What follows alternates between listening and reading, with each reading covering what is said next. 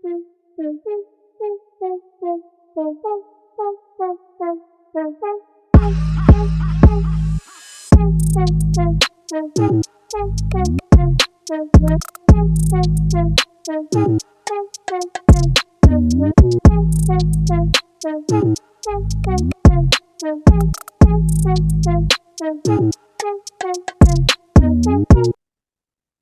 and welcome to First Thoughts. I'm Connor Eyzaguirre.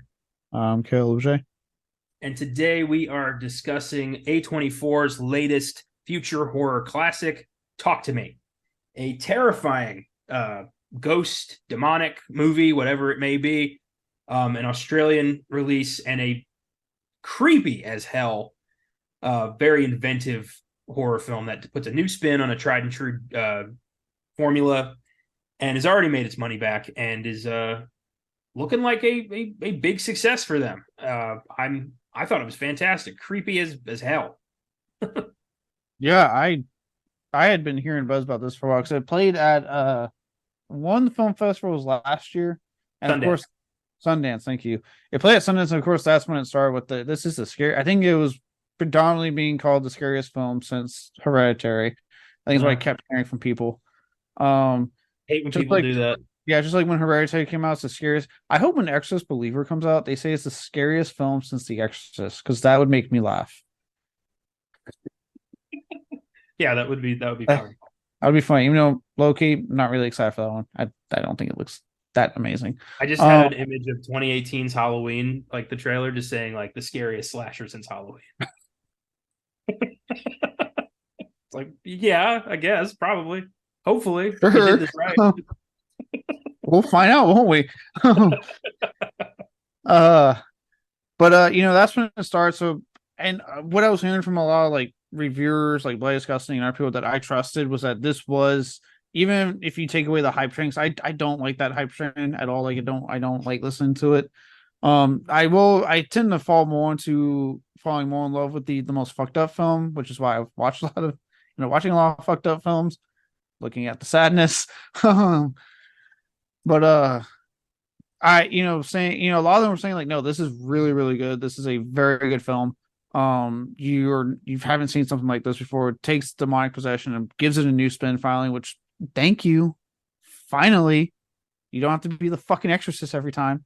But when I saw this on opening for Friday night, I saw it Friday night, I was blown away. I'm with you. I wasn't like, for me, it wasn't like I wasn't super creeped out, but again, I've been lifelong. But was this a genuinely like unsettling film with a really good story and characters that drew me in and just had me like just enjoying every second? Yeah, this film was fucking fantastic. It might easily be the best like original horror film we've gotten the entire year. Yeah, I'm with you, man. There were a few moments where I was legitimately like, I had my hands over my at my face, like fuck. Like there were a couple moments that really got me, and yeah, I'm excited to talk about those. I find it interesting that this is yet another horror movie that's a metaphor for grief, but it didn't bother you this time. Look, I am tired of this whole goddamn grief thing. I think what made this one work was that so Frank, I don't know if if I'm taking your thunder here, but for anyone who doesn't know, like this was made by the Raka brothers. They're YouTubers. They're not the only ones making horror films. There are a lot of Chris Struckman. He's the YouTube guy himself. Does a lot of reviews. He's apparently making a horror film. Last I read, so there's watch out. As you'll probably hear me say, bring it on, YouTubers. After seeing this film, they got fucking something to say, much more than what we're seeing with some people in Hollywood. But they were on Postmortem with Mick Garris before this film came out, and they also talked to me on the recent subscriber cover for Fangoria. And it's actually the scene they have is when you see the brief glimpse of hell. We'll get into that, but it's like the brief glimpse of hell. That's the cover of it. I'll show you when I have a chance. I should have grabbed it before we recorded. But they talked about it. They said originally this film was like 2 hours long, their original script for it. And what they did is that, I think they're like brothers. One of them handed it to him, said, "Hey, read it." He gave it back to him and said, "It's too fucking slow. Take out some of the trauma parts." So So it got whittled down because they said they're like, we don't want one overriding the other. They need to be in sync. It needs to be even. And for me, that's why it didn't bother me, because it was like, okay, we do have this grief thing that I've seen 1,000 fucking times and I'm sick of, but it's not overriding the horror. It's not, hey, it's mostly grief with horror elements, which I feel like A24 kind of fell into a rut with for years after Hereditary. It was, hey, yeah, it's a grief film. It's like that's that's the commentary we're making, but it's not overtaking the scares and the actual like the fun part that as a horror fan you're getting into, especially with, I know you said you saw a crowd yourself. I saw it with a crowd that could get into it and enjoy those scenes. And because usually what happens if you have an override, you get tapped out by the time it does get to the scare. You don't give a shit. You're like, I don't care. I'm bored already. Oh, I know. I have been down that road with A24 a lot, to the point where I'm sure y'all are sick of hearing about it. Every time I go see one of their movies, it's either some incomprehensible auteur shit that is way over my head, or it's a drama that lied to me about being a horror movie. Yeah. Thankfully, sometimes you get the sweet spot with a Hereditary or a The Witch or a Talk to Me. Mm-hmm. I'm very glad this wasn't me walking away being like, God damn it, again.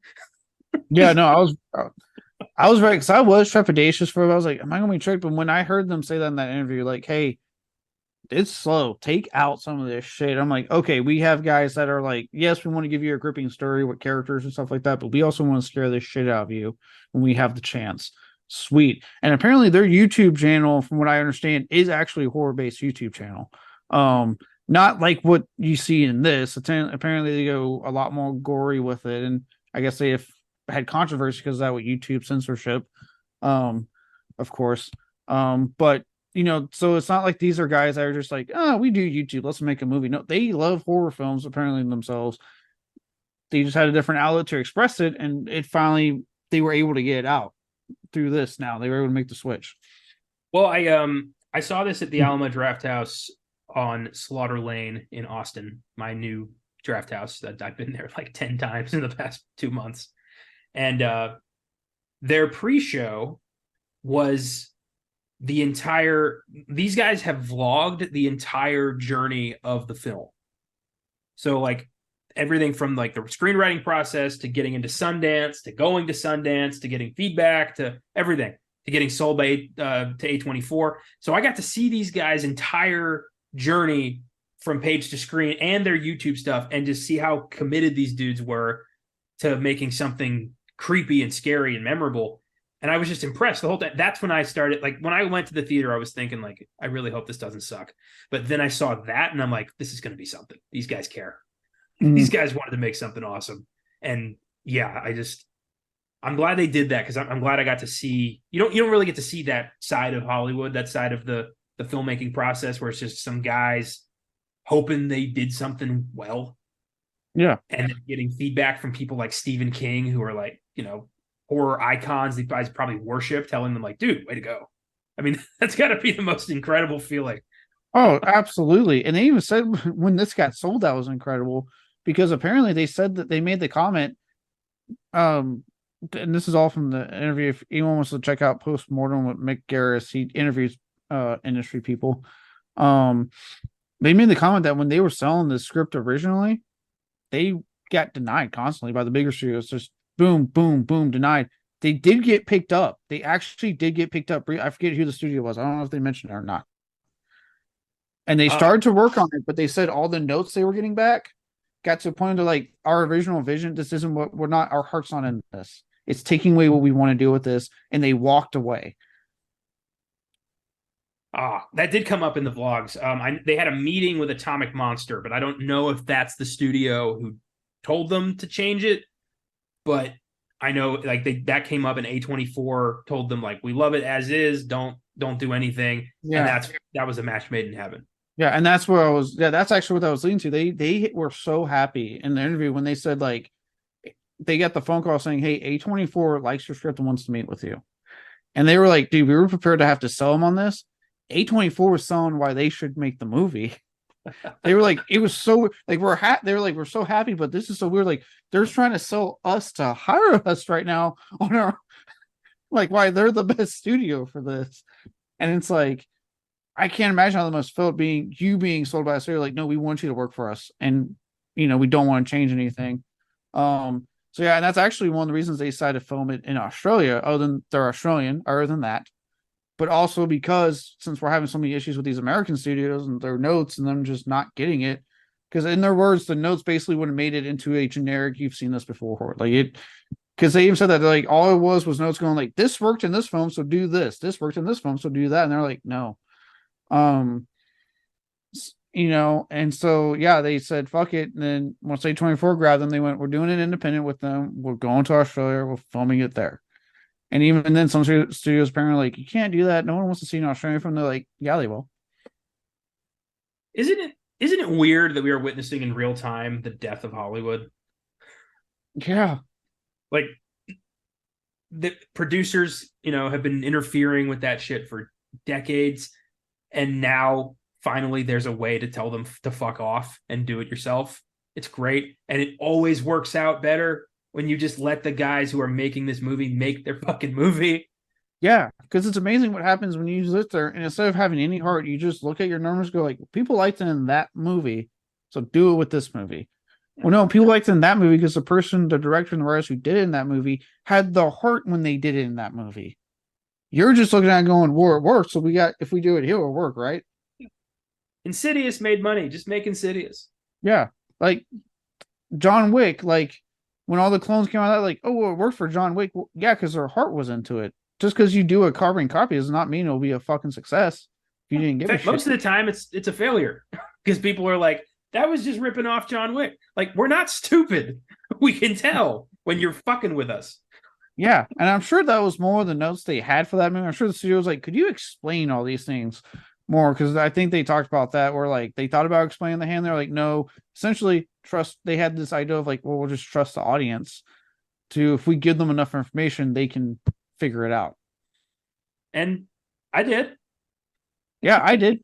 At no point was I lost or confused in this movie. I went, and actually, I like that in the once we talk more about the film, I don't want to get too into it now because I know we'll talk about it here soon.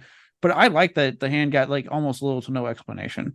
Like there was not a concrete like this is what this thing is. Just like this is what we've heard, this urban legend. Well, I love the scary idea of like, oh, a friend of a friend of a friend found this thing and I got a hold of it, and who knows where this demon hand from hell came from. Like it's, I mean, if you're familiar with, witch lore or anything, I think this is a hand of glory, but I don't know for sure. I'm not sure. I would have to look that up, but I'm not sure. But it's definitely, powerful. I love that these kids were just using it to like, for like a party game. I mean, it's very reflect. To me, I like to. This is very reflective of how youth is, and again, that's more again, as far as I am with grief metaphors, they made it work in this one. They said, "Hey, the grief metaphor was this hand. What do we do as human beings when we are in grief? We find some kind of vice, some addiction. Usually, you fall into unfortunately, some people fall into things like drinking and drugs. In this case, she's fallen into this game of talking to dead people. And the best part is it's also talking about how youth doesn't give a shit about consequences, right? Because you're young. You don't give a fuck.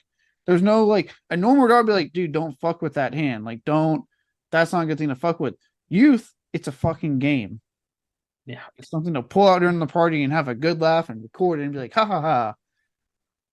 I love that. I love that there's these youths who have stumbled onto actual proof of life after death, and they're just filming it for fucking TikTok. Yeah.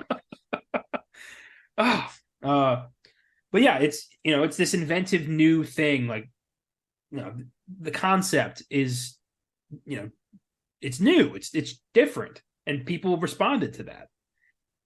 And the Australian thing, I know it's weird, but in America, if there's a foreign accent of any kind, suddenly it's mysterious and out there, and it wouldn't happen here. This is like a snapshot of some crazy other place, even if it's like Australia or England or something. We do that. Yeah, exactly. And look, the only thing I'll say about this is this: like, the only thing I'll say about this, like, be open to international. I know I said before, be open to international cinema. There's so many other more great films besides American made films. The only thing that does kind of suck sometimes is admittedly, and I'm sure I'm not the only one that had this issue. Occasionally, it is hard to understand what they were saying in this movie because of the accents. Um, could be a bit like at certain points, but not like I wasn't the whole movie just lost. Like it was like occasionally when characters were like talking over one another, I'd be like, "What the fuck you just say?" Yeah, the Australian accent when you're talking fast is a bit hard to decipher. But you know what? So is like like a Mississippi accent.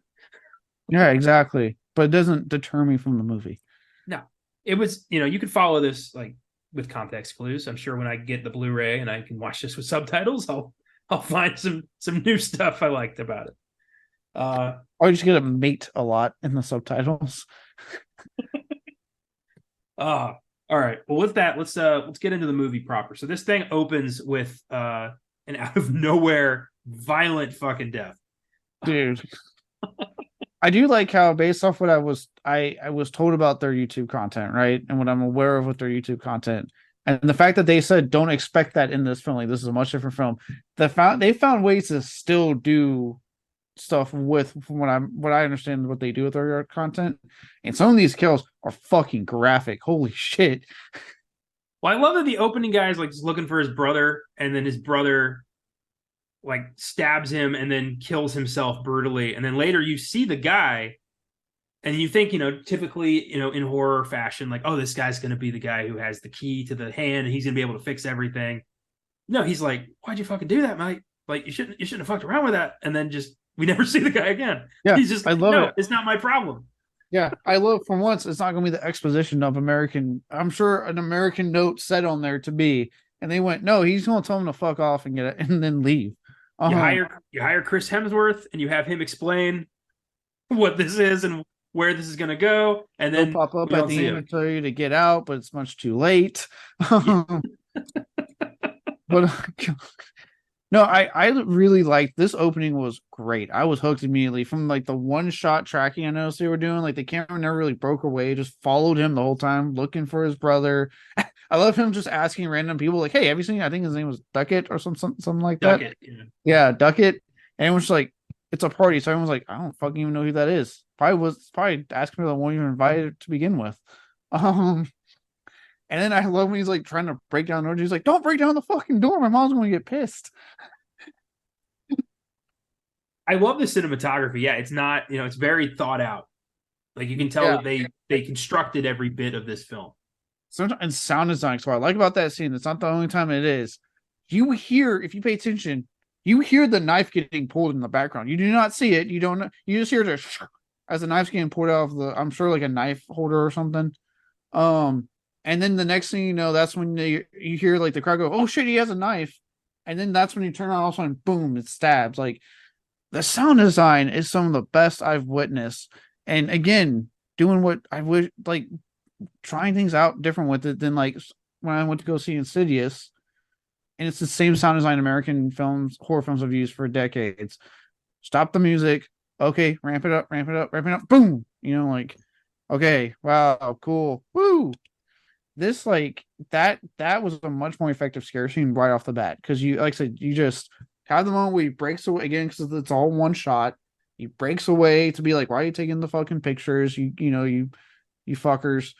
And you just hear the knife sound. You hear someone in the audience be like, oh shit, or someone in the crowd and say, oh shit, he has a knife. And then that's when it fucking comes into view for you. There's no actual music. It just happens, and you're like, oh shit. It is, yeah, it's a great setup. I love the Australian rap music they used throughout. Like that was some good fucking beats. I was into that. Yeah, there was some good beats there. A good thing it wasn't Die Orangewood. I'm glad. I know that's South African, but still, it seems like that's what you hear all the time in these movies. I hate them so much. I think they broke up. I don't know. Yeah, I don't care. It's interesting you bring up the idea that like American, especially American, like big budget, big studio horror, all follow the same beat because it is some producer who's like, worked in Insidious, so do it again. And I just think like, like for example, do you think the Beatles would have become as big as they were if they just kept making "I Want to Hold Your Hand"? No. Like they Those are- experimented, they tried shit, they became known for experimenting and doing unique, one of a kind shit that no other band could do. That's how they became the Beatles. Well, and that's why you have the debates with people about like, do you like early Beatles more? Do you like later Beatles more? You have those debates with the fans. You have people that if they're getting people into the Beatles, they'll show them the early stuff first, but like, no, listen to this first. You don't listen to later stuff yet. Like you have that kind of intricate talk with a band that dominated a decade because yeah, they tried something different. They kept messing with their sounds, whereas you have so many other things that just fade because they keep doing the same fucking thing. Yeah, you got to, you when you have an audience who have come to expect certain shit from your movie, especially in horror. You see this in comedy too, but more often in horror. Mm-hmm. You need to subvert expectations while also still maintaining some semblance of what got people interested in the first place. And it is possible to do that. It's just fucking rare now. Like Evil Dead did that shit all the time. Evil Dead kept reinventing itself, making something that felt familiar but was still new and freaky and did not end up the way you expected. Yeah, and it still does it. If you look at the remake and even Evil Dead Rise, yeah, Evil Dead Rise not too far off of the remake, but there were still changes in Rise. I mean, you go like, okay, this is what makes it different. Yeah, exactly. Scream's been doing that lately really well. Yeah, Uh, Whereas I feel like Insidious and the Conjuring movies are pretty much at kind of a rut because they're just rehashing the same shit every single time. To the point where like 5 minutes in, you can tell exactly where the scares are going to be, who's going to end up where. Like it's not even fun anymore. yeah, and I know we'll talk about this more on our next when we record it. But look at the fact that this thing, and again, taking budget out of the equation, I understand this movie has the movie I'm about to mention has a higher budget than Talk to Me. But look at the response when it comes to like Haunted Mansion. That's a movie that look, little spoiler for when we record that. I liked it mostly, but it wasn't anything new or exciting or different. Like there was the same type of movie I expect out of a fucking Disney live action film. And because of it, it didn't sit with me as long. And because of it, there wasn't as much of a crowd. Like I said, Talk to Me, I saw big crowd. My theater was almost packed, fully packed almost. And again, it's doing things different. And that opening scene alone, like we mentioned, from the from the entire tracking shot to that how they executed that one scare, and that's not the only time. They have so many cool inventive ways they execute all the air scares in this film that immediately made me go like, as soon as that opening sequence happened, this man went, okay, this is gonna be something special. That's why I went like, I think I'm in for a really good film here. This is gonna be something special, and I can't wait to see what unfolds for the rest of it. And I feel like the audience felt the same way. Here's a good way for that I kind of judge the difference between these two movies. So I saw Haunted Mansion earlier today, and I had no problem taking a bathroom break because I'm like, I'm probably not going to miss anything. I did not do that for Talk to Me. I didn't want to miss it. I wanted to know exactly what was happening. I didn't want to miss anything that could be promising. I was invested. Yeah, I had a point in Haunted Mansion where I was like, "Is this film going to end?" Never thought that. And Talk to Me. When you have that thought, when you're like just looking, you feel your phone vibrate and you take a sneak, like, oh, okay, like, yeah, this isn't working out. Yeah, because I did. Even though I liked it mostly. Even I was like, okay, they're really prolonging this movie. Whereas Talk to Me, and at one point I was like, I have to go, but I'm not getting up. I'm fucking sitting in this seat finishing this movie. All right, so after we meet Duckett and Cole Duckett, that is such an Australian That's an Australian name if there ever was one. But his last name is like Taylor or Dundee. Anyway. Right before he stabbed himself, it should have been like, that's not a knife. This is a knife. Like we were going to talk about an Australian movie without this coming up. Come on. Right, dude. I thought he was going to slit his throat again, subverting even something as minor as that, subverting expectations. I thought, oh, he's going to slit his throat. That was what my head said when I saw him go, boom. I was like, fuck. Didn't think he was going to do that. Fucking force you have to do to shove a knife through your fucking skull. Yeah. My God. Shit. I was like, God. Oh, okay. So we meet Mia, Jade, and Riley. lifelong friends, just hanging out. Mia and Jade have there's a boy. I believe his name was Daniel. Daniel, yeah.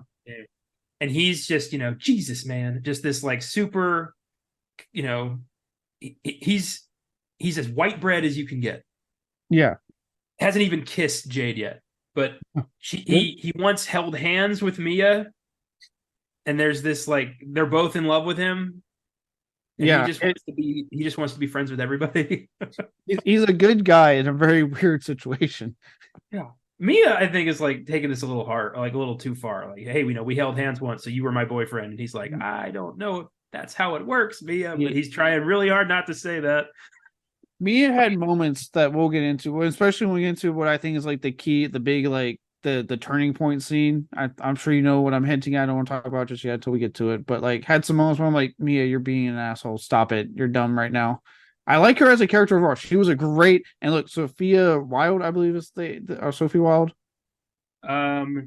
Yes, Sophie Wilde. Sophie Wilde, fucking phenomenal in this. Again, this will be one of those cases because it's a horror film. She won't get fucking nominated, but she was goddamn great in this movie. But yeah, she had some moments where I was like, Mia, what are you doing? Yeah.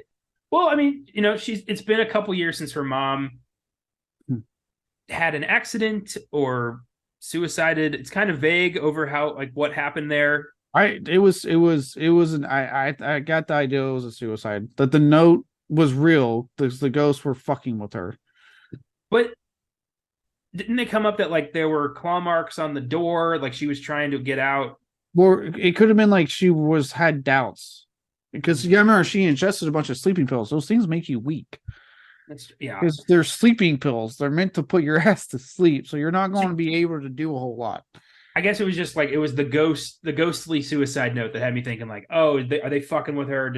No. Really... The suicide note was real. That was like when the dad reads it to her. That was real. The ghosts were trying to fuck with her to say like, no, he's lying. He did it. And I was like, no, the ghosts are fucking with you, dude. That's not real. All right, I got you. Okay, so mom killed herself, and Mia's in denial. There we go. Yeah. She's not really talking with her dad. They have a rough relationship. Poor Max. And she hangs out more with Jade's family, and they go to a party hosted by Haley and Joss. These two knuckleheads, our modern Jay and Silent Bob over here. And they break out the ultimate party favor, this freaky looking hand with graffiti all over it. And they're like, trust me, this is awesome. And it reminded me of Hereditary a bit, where mom's like, hey, bring your underage brother to the party, just cuz. Right? Like, why does that keep happening in horror movies? I don't know. Good parenting decision. Miranda Otto, I was like so on and off if she's a good parent or not, because she was like unreasonably tough at times. But I did laugh, and she's like, "You're going to sneak out. That's the only reason you asked me why I'm going to bed." And she's like, "Have a good night. Take your brother with you. Yeah, lock the door on your way out." Yeah. When she does walk in on Jade and Daniel, and she's like, "Hey, my daughter's vagina off limits." Yeah. Like, oh, that gave me a good laugh. Mom, what are you doing? I think when he's like, "Hey, is Shade here?" She just shuts the door on him. Oh, yeah. Okay, so they break out this hand, and the game is you light a candle, you hold the hand, and you tell it, "Talk to me." And at that point, you will see a ghost over there across from you, and that'll freak you out. Then you say, "I let you in," and you invite this thing to possess you, and apparently you're not supposed to do it for longer than 90 seconds or it's not going away. Yeah. And you have to blow out the candle after. You have to pull the hand off. Yep. And then blow out the candle to close the door. Yeah. Which is some heinous, scary shit I would never fuck with. You don't mess with the forces of darkness. Like, I don't care how high you are. You don't do that shit. I want myself. But what's crazy is watching this, I was like, not only is it, again, like I was saying earlier, like great social commentary on just how youth are with things like this, and the grief metaphor and all that stuff. But honestly, I'm gonna say it as we've all been teenagers once. I want to do it, but this is highly believable. I could absolutely see at a teenage party something like this happening. I mean, yeah, to an extent. I feel like most teenagers just bring booze and Molly and get fucked up. I don't feel like there's a lot of They seances do. going on. No, they do, but I could see if there was like a game like this that's talk to me, it would be something that get pulled out, or it'd be high schoolers or college students. It would be like a group of people being like, we have to try this out because that's just how humans are. Yeah, that's true. Our curiosity gets the better of us. Uh, but yeah, so Mia tries it. She's a ghost, and she's like, "Fuck!" And then she tries it again, lets it in, and she has this like very Evil Dead esque possession sequence, which was really creepy as hell. I enjoyed that. She was again. I can so good in this movie. When she was doing the thing where she like looked and she was like, and when she looked at Riley and like pointed, I was like, he's behind you, and I was like, what the fuck? I got like, even I was like, oh shit, that's creepy. And then she just kept going, run, run, run, run. I was When like, they had to like, they were like impossibly trying to pull the hand off of her. I was like, ah. And then they're all like, "Woo! That was awesome." I was like, teenagers, man. They were like, oh, okay, we survived that. We can move on. I like that they actually looked like teenagers. Like they looked like they were like sophomore, juniors in high school. They didn't. These weren't like 40-year-old people pretending to be teenagers. Rip roaring abs. Like, yeah, Daniel was not. He wasn't Skeet Ulrich. Like this was. He looked like a teenage abstinence, Family Force 5 kind of kid. Yeah. No, this was this was a great fucking scene. Like when that happened, I was like, damn, dude, like, oh, that's so good. And yeah, that's that run that she just kept repeating with the run, run, run. I was like, oh.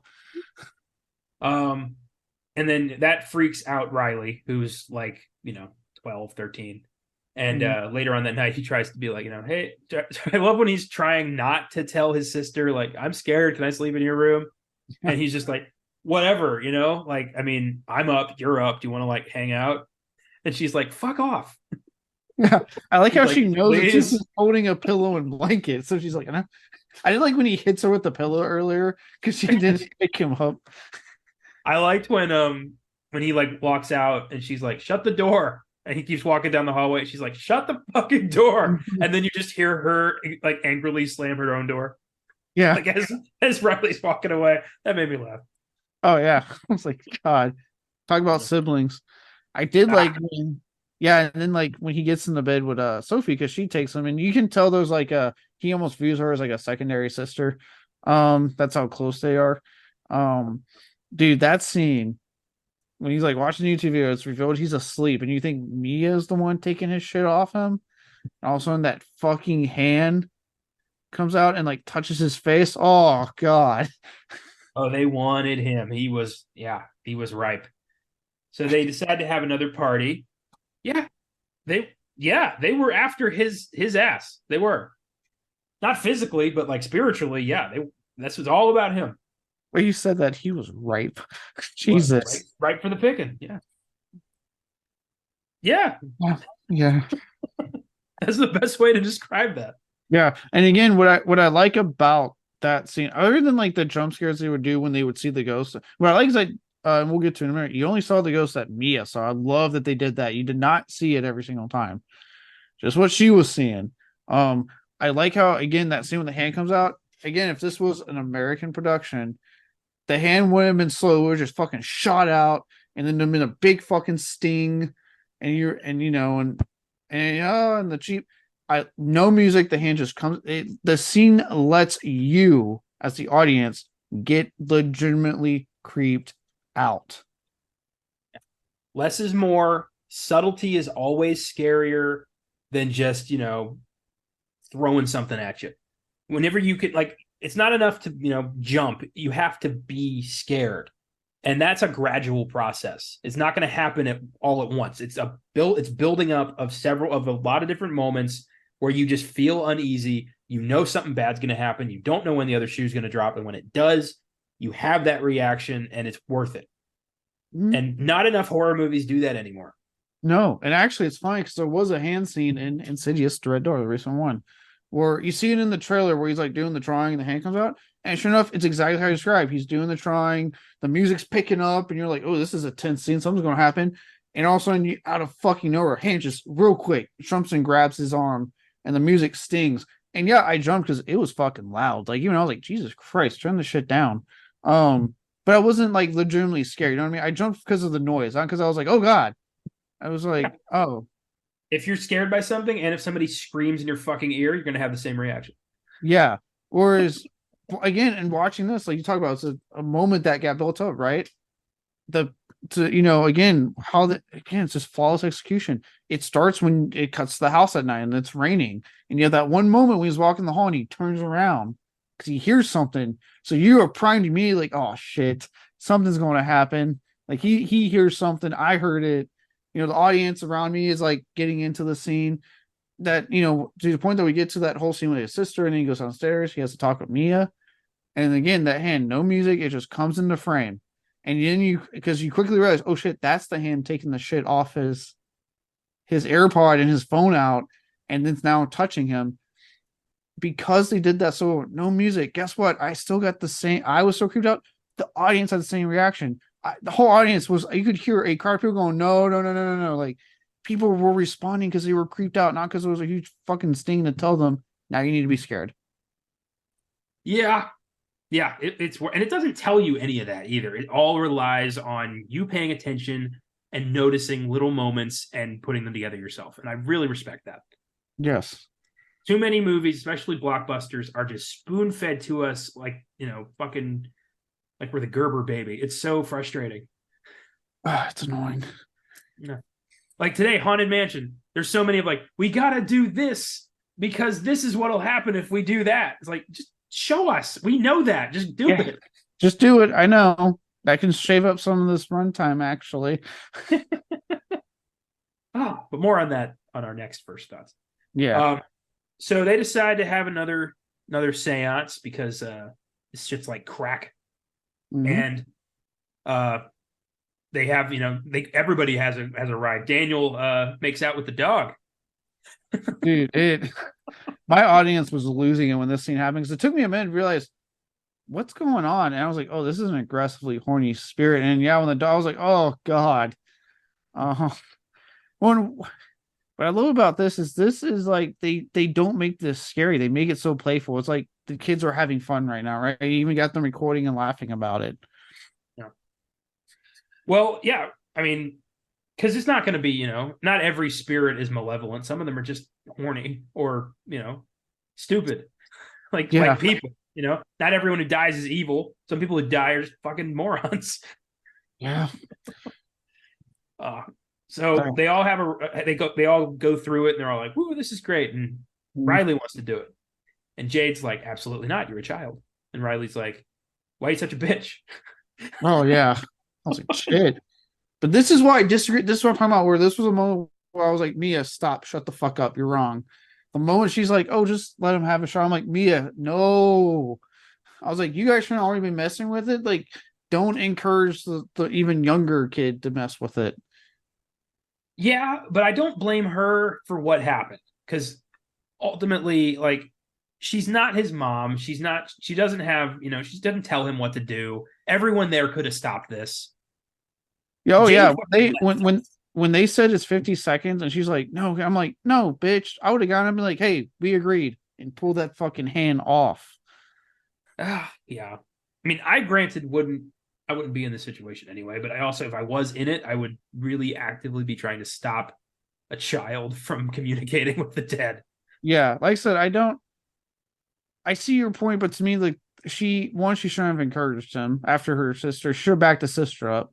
And two, when they had that moment when he says, hey, the 50 seconds is up, instead of being like, no, it's my mom, I need to talk to her, like, no, we had an agreement, pull it off. Well, in that moment, she's thinking emotionally. It's her mom. She's not thinking like, oh, time's up. So I get that. I also think a lot of the blame falls on Jade for just walking away thinking that, nothing bad will happen now. Like, it's your brother. It's your job. It's your responsibility to make sure nothing happens to him. And when there's dead people fucking with everybody, maybe stay in the room until everyone leaves. Yeah, until the hand's not in the house anymore. Yeah. But that scene, man, oh my god, it comes out Yeah, of fucking nowhere.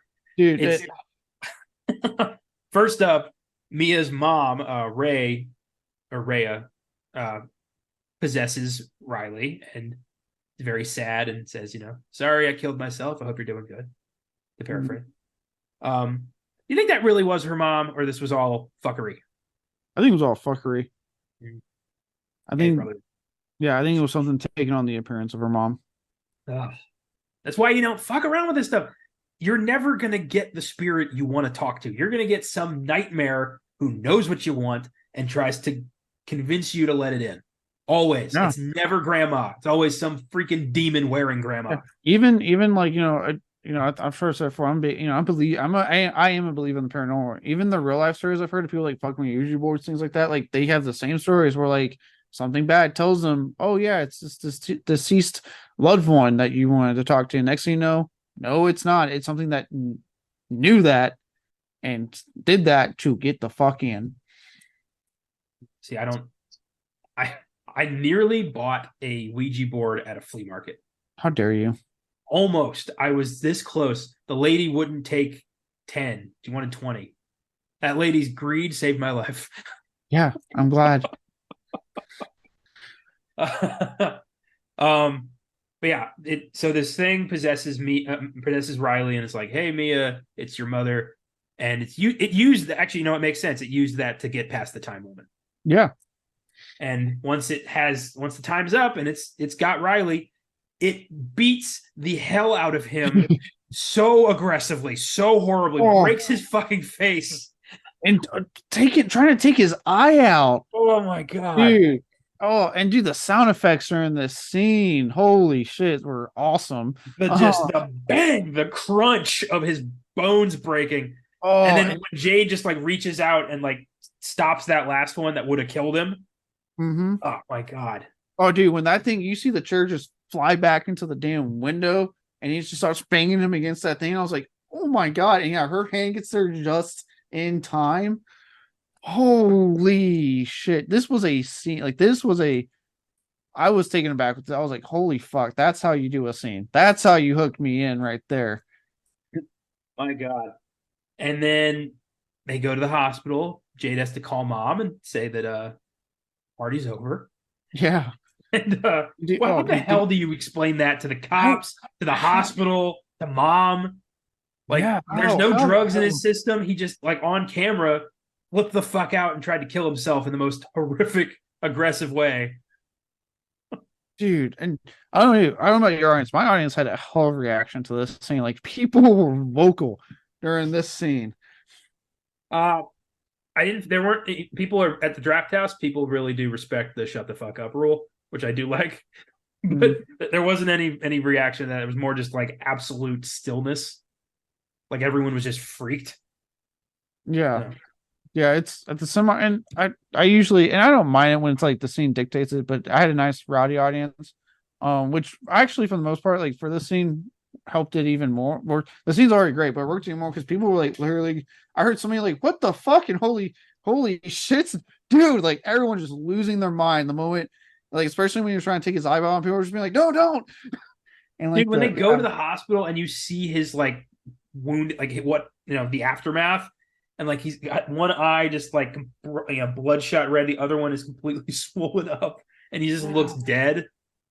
Oh my god! And then everybody just throws it onto Mia. I know, yeah, she is mostly to blame, but just seeing them be like erase an entire lifetime of familial love and just say "fuck you," you almost killed my real child. Stay out of our lives. Ouch! It hurts, but at the same time, you understand where they're coming from, like.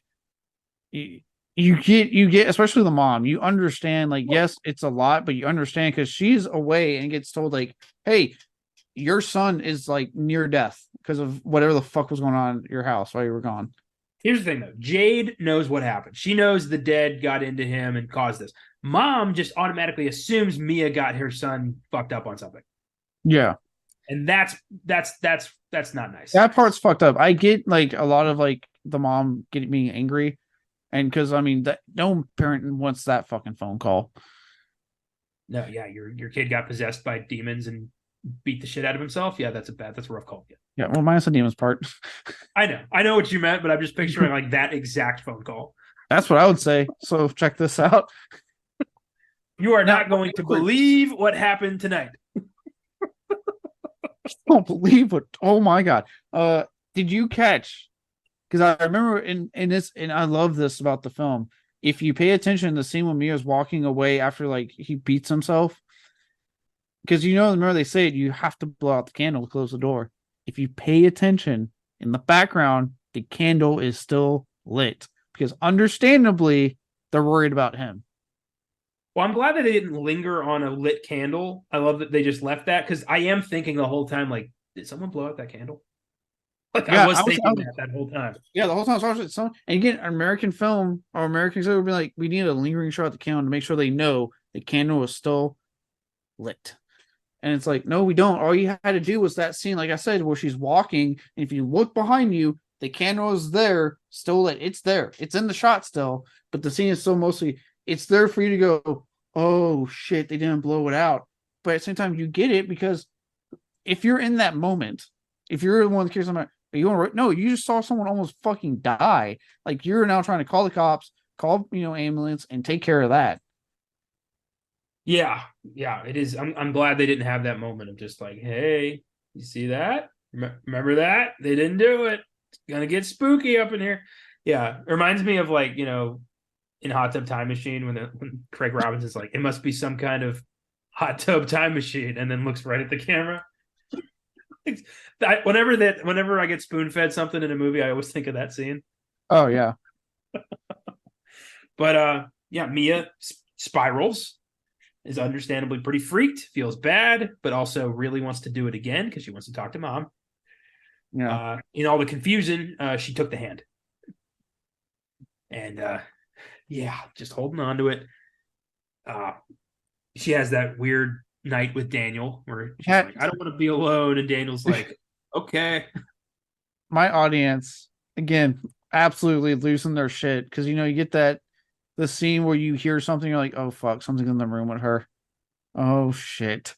And I love, again, American Studio would have done the thing where they do a quick fucking huge jump scare, be like, look, what's in the corner? Look, it's in the corner. The camera just goes to the corner, and you're like, something's not right about that corner. Something's wrong. And then you start to see, you're like, fuck, there's someone there. And then you see the movie, you're like, oh god damn it, there's a ghost. Well, I like that, the shadows don't have order. That's just chaos. What you think's going to happen is the opposite of what's going to happen because they know that you're thinking one way. And I like that the shadows operate in this movie that way. They operate in a way that makes no fucking sense because why would the demon world or whatever subscribe to our definition of order? Mm-hmm. I love that. And we don't see that enough. I think like Hellraiser is like the best example of that, of just absolute batshit crazy nonsense happening on this side of the coin here. I love in that scene when she comes up and starts sucking on this dude's toes. First off, my audience lost their mind because it's kind of gross. It's like, oh god, no, I don't need to see that. When they do the hat trick and it's like Mia doing it, and I was like, oh. I love that that's all it did though. Like it didn't try to bite him or anything. It didn't hurt him. It just like skeeved him out. Yeah. I think it would have been hilarious if he woke up and he was super into it. Oh yeah. Like, finally, Mia. All right, let's do this. That's all I wanted. He's not like, he's all about abstinence, but when it comes to, like foot shit, he's all about it. God damn it.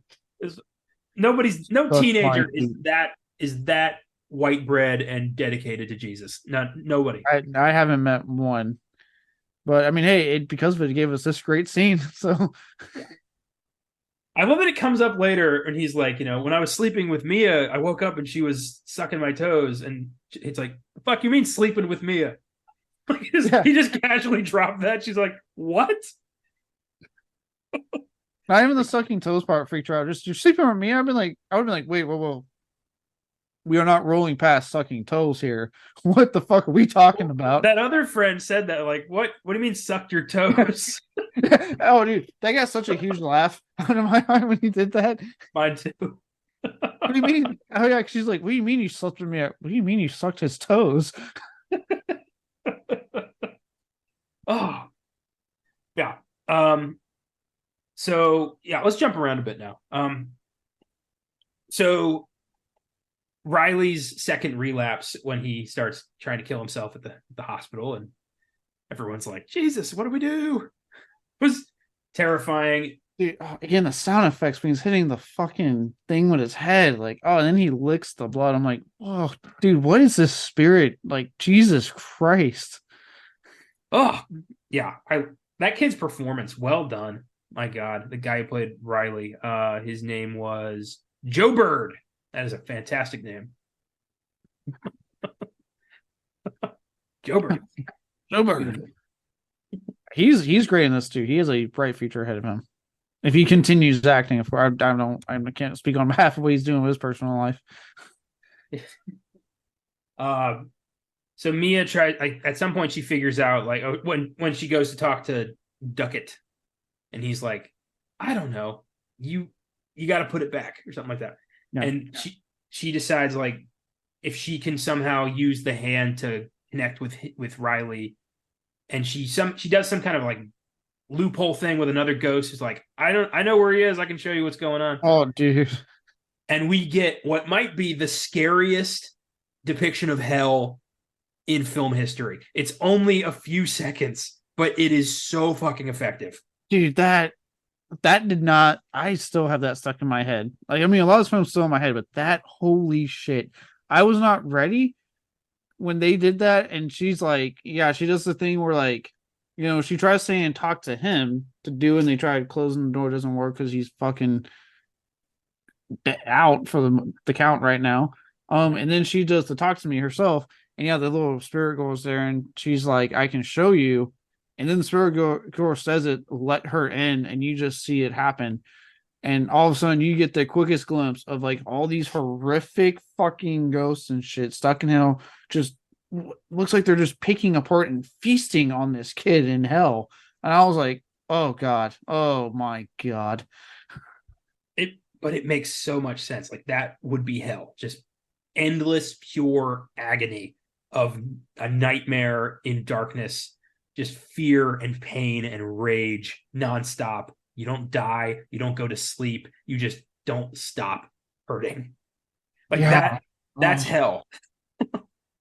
Fuck. And God, dude, it was horrific. Like, it's only for, I think it's only for a few seconds. It's like two couple second flashes, because it shows it real quick, cuts to her reaction, and goes back to it for another second, and cuts her reaction, and she finally gets out of it. But man, do they hold it out just long enough to make it fucking effective. And, like, you go, no. Well, and her reaction of just, like, a visceral scream and just absolute horror was so good. Because that would be your reaction. And you can even see, like, you see, and I love that they make sure you see the kids Riley's reaction of, like, the agony and the horror he is fucking going through right now. Oh, that was great. Oh boy. So at some point, Mia gets tricked into stabbing her father in the neck, which was nuts and didn't really go anywhere either. I was kind of expecting that to have some payoff. I mean, we see him alive later. I was like, you see him alive, like, because remember, Jade finds him and then calls her mom. And I'm assuming if he's alive, she called 911 also.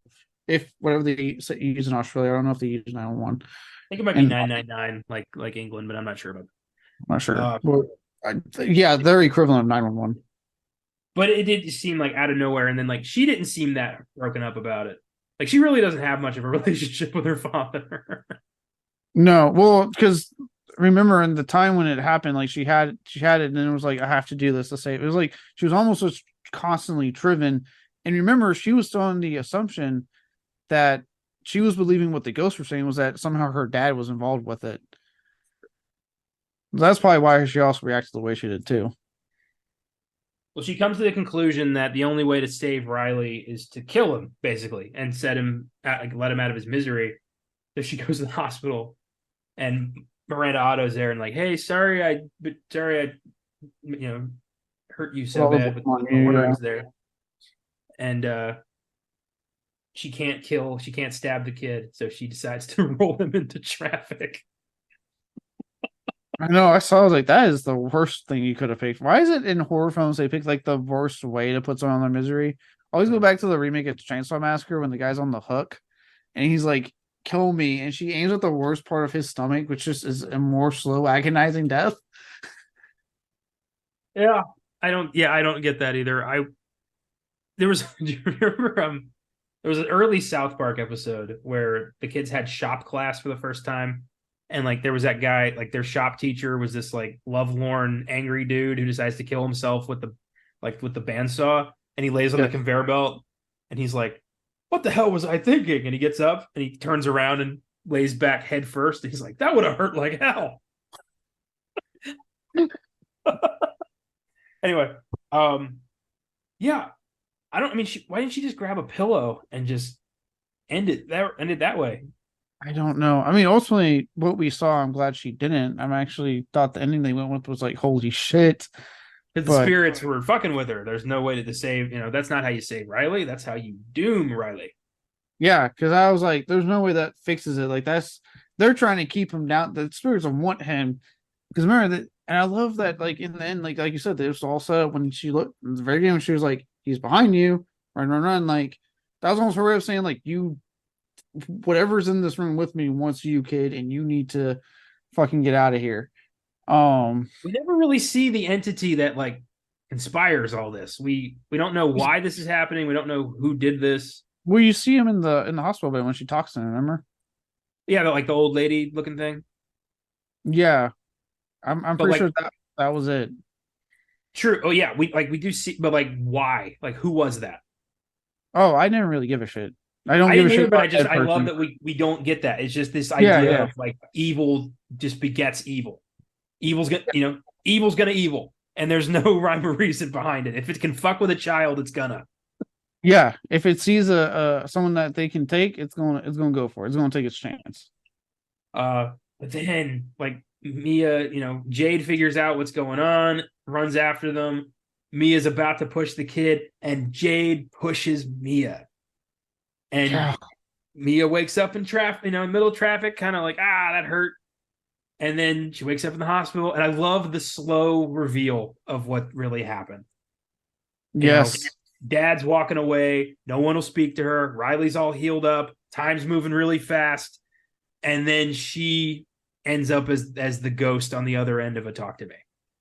Yes, I fucking loved it. At first I was like, dude, are they really going to kill the kid? Is this what's going to happen? And then I love how they even film the fucking crash to throw you off. Like you get that shot of the people in their car, and all of a sudden, you hear the boom again. Great use of sound.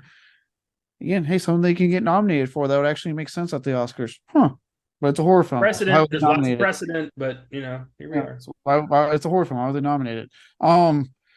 But you get that great shot, and then like, oh, best editing. Whoa, I'm just naming off things that you get fucking nominated for, but it's a horror film. I won't get.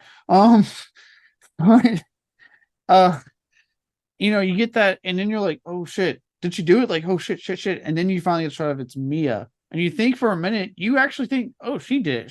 She jumped, but then you see it's like, no, Jade pushed her ass to save her brother. But you think, again, like you said, you think she's alive at first. You're like, well, okay, she's getting up. That's wow, impressive. And then, yeah, as you said, like at first they trick you because you see that she sees Riley in the room. No one's speaking to her first, but you're like, well, she's not talking to them, so it makes sense. But then there's what gave it away is the dad. She keeps going, dad, and he just keeps walking, and you're like, something's up. Why would you not? There was that. For me, it was the Riley's face was all healed up now. Like they just like in that brief like couple hours, maybe suddenly a lot of fracturing and broken eyeballs are just totally fine, and he's going home. Like, wait a minute, there's been a significant change in time, hasn't there? And that's when I'm like, he's dead. Which means how long was the dad visiting the hospital while she was in critical condition? And yeah, then they I love how like the lights are turning off, the doors are shutting on her, and you're like, no, there's no fucking way they're doing it. And then I love that when you hear I think you hear like talk to me, whatever in the background, and then you see the fucking dude holding the hand, and now you're seeing it from the fucking ghost perspective of what they see anytime this fucking game is played. And the realization on her face when she realizes, oh, I'm on the other side of this now. Oh man. Mm. Do you think it's justified? Do you think she deserved that? Yes and no. She was being driven by grief, and you got it, but she was literally about to put a kid in traffic.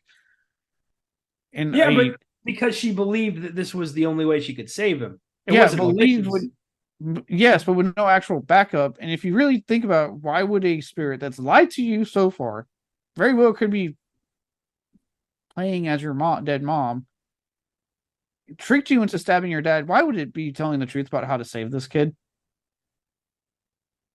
Well, Mia had some issues. She was clearly, her mother's suicide fucked her up. She never got past it. She needed to believe this was real. She needed to believe mom was on the other side of this and was genuinely okay and trying to help her. She needed that. Yes, but also putting myself in the role of like Jade, right? As someone who has siblings. And that's not I know you have a lot of cousins, I just know you don't have siblings. That's all. I do not. I do not have Yeah. siblings. Um if you that was like my younger sister or something, and that's what I was someone was getting ready to push her in traffic, regardless of like the events of what transpired. You bet your ass I'm pushing that asshole into traffic before they push my sister. Yeah, that's true. Even if that person is like somebody you would consider to be as Yes. assist. Yeah, that's a Yes. Jade. What a terrible decision to have to make split second. I'll say at that decision, if you were like so good friends with your family, yes, because that no, like you're not going Do to you push. No, do you think that in that split second, in order to have the strength to make that decision, she was just thinking, "You sucked my boyfriend's toes." yes, Yeah, 100%. so pushed her over the edge. All she needed. I mean, she was ready to break ties over Riley already, and this was just little extra beef. Yeah, so that's why I say yes and no. Because obviously we are being followed, and we're seeing Mia's perspective the whole film, so you understand where Mia's coming from. But like just taking it out of her perspective, putting it in the shoes of Jade, and having that be your sibling, yeah, I'd be so quick to like be like, not him, and boom, like push your ass in traffic. And obviously, it's considered justified in Australia because Jade's not going to jail. Well, yeah, for sure. And that was self defense, I guess. It would probably count. I'm sure even in America that would be like a self defense thing, like Manslaughter. yeah, because you're saving someone else from their life being put into danger. True. Damn. Well, thankfully, none of A24's films, whether it's horror, drama, anything, they have, I don't think, ever produced a sequel because that's not how they roll.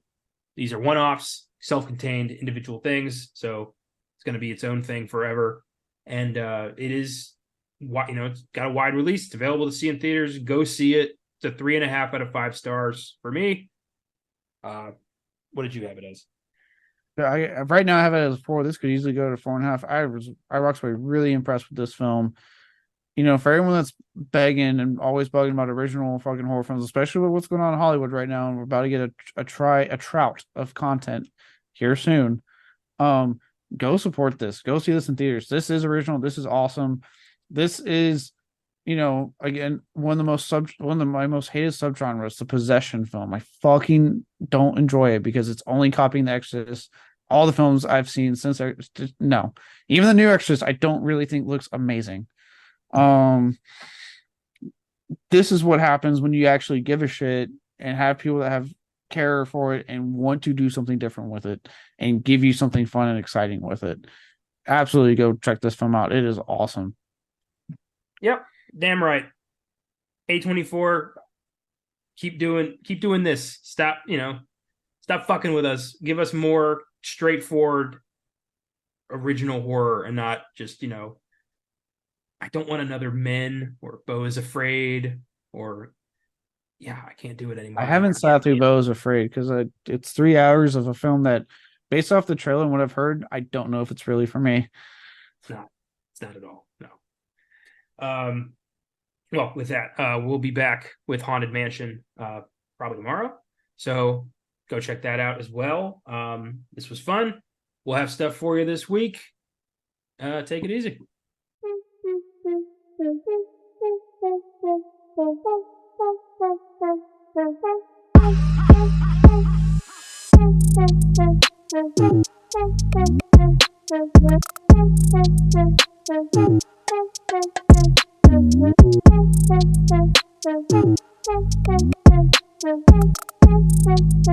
Thank you.